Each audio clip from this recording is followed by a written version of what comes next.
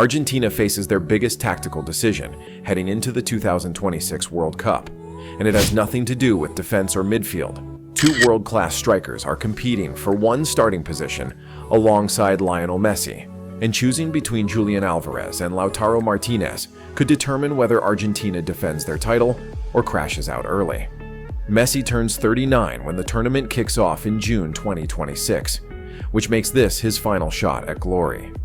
The player chosen to lead the line alongside him carries more weight than most people realize, because at that age, Messi can't do it alone anymore.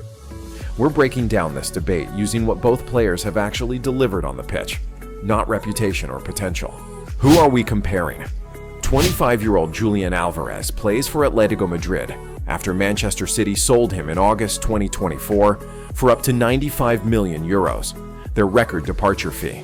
They call him La Araña, which means the spider, and his versatility across the front line makes him valuable in multiple systems. Lautaro Martínez is 28 and has spent 7 seasons at Inter Milan, where 162 goals in 353 appearances tell you everything about his consistency. Last season, he won Serie A's top scorer award with 24 goals, earned Serie A MVP honors, and Inter gave him the number 10 shirt, which at that club means you're carrying the team. Both strikers lifted the 2022 World Cup trophy and won the 2024 Copa America, so we're not comparing potential here. These are proven winners in excellent form right now. Álvarez has put up 20 goals in 39 games this season at Atletico Madrid, which already surpasses the 19 goals he managed in 54 games across his entire Manchester City career. Spain suits him.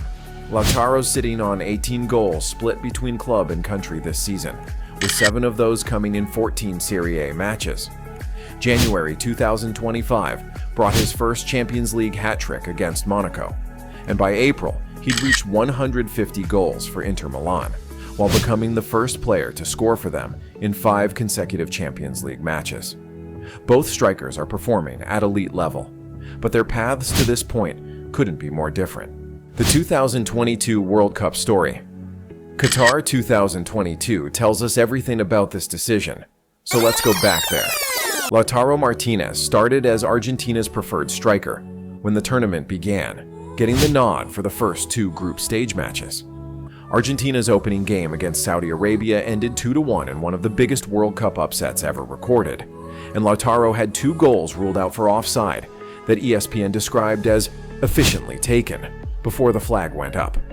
That defeat, combined with his struggle for form, cost him his starting spot, and Julián Álvarez got his chance in the 3rd group game against Poland. He scored the 2nd goal in a 2-0 win. Never gave the shirt back after that. Every match from that point forward saw Álvarez in the starting 11, including the final, and his 4 tournament goals all came in knockout stages when pressure peaks.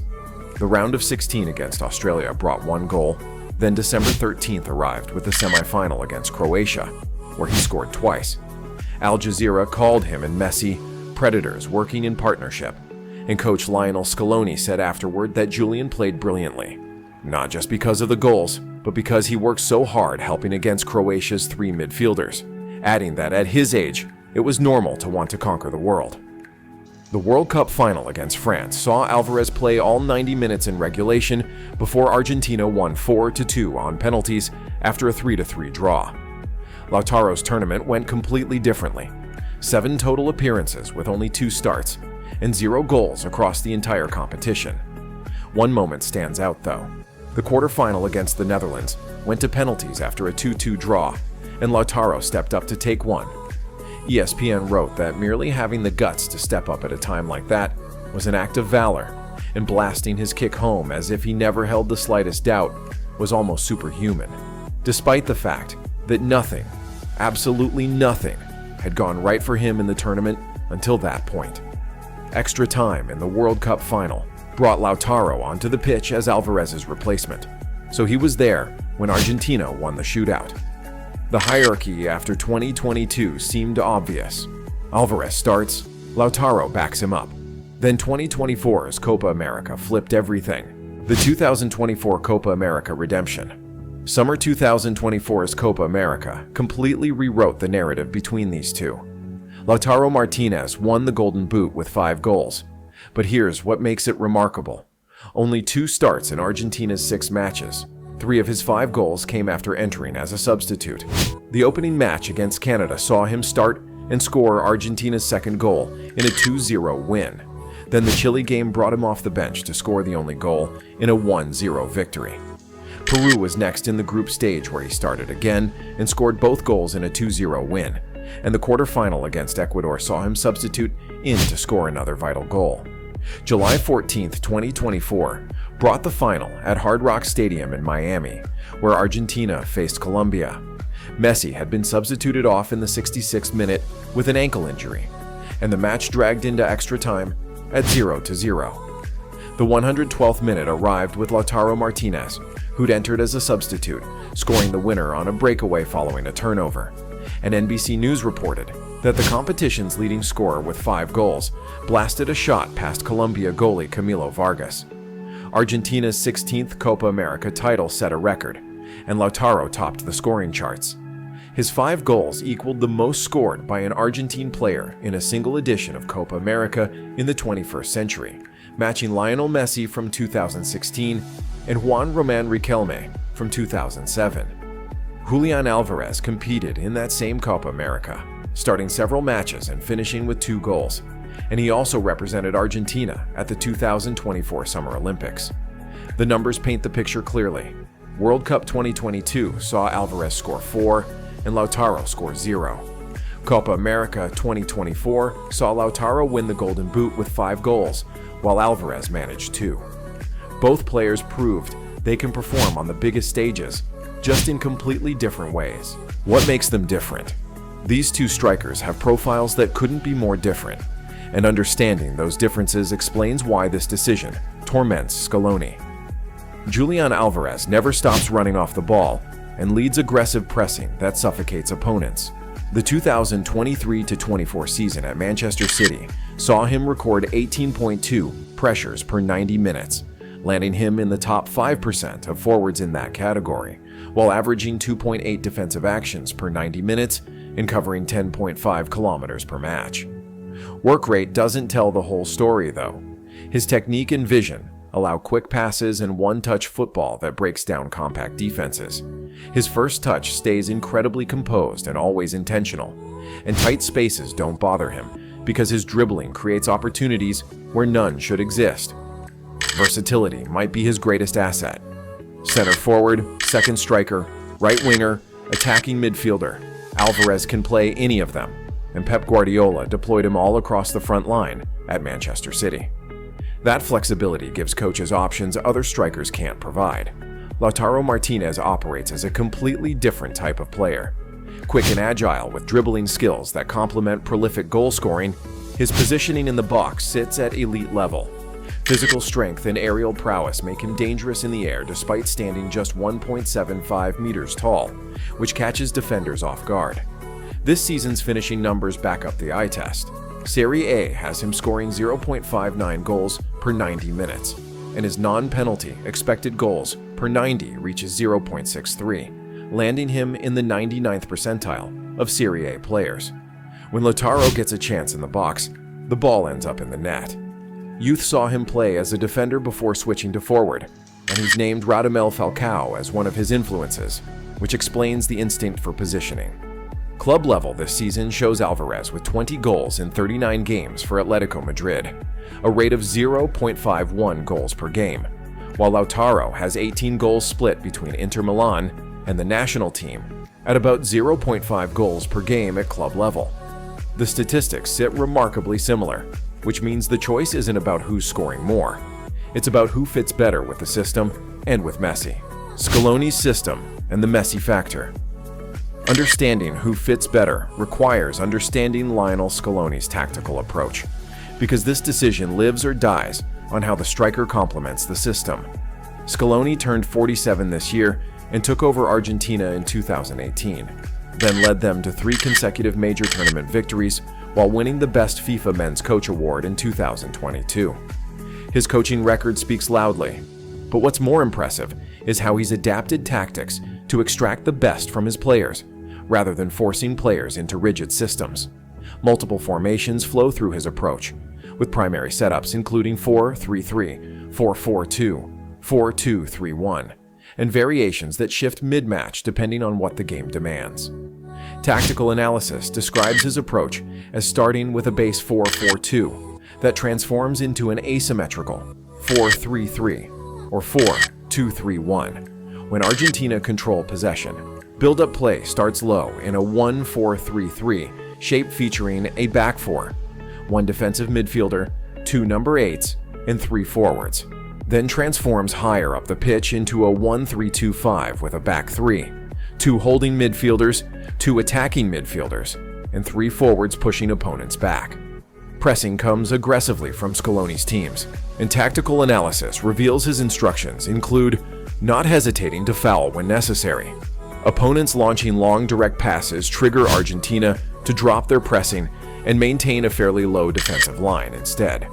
Attack prioritizes playing through the middle, where Argentina used the third man principle extensively and looked to exploit space between the opposition center back and fullback.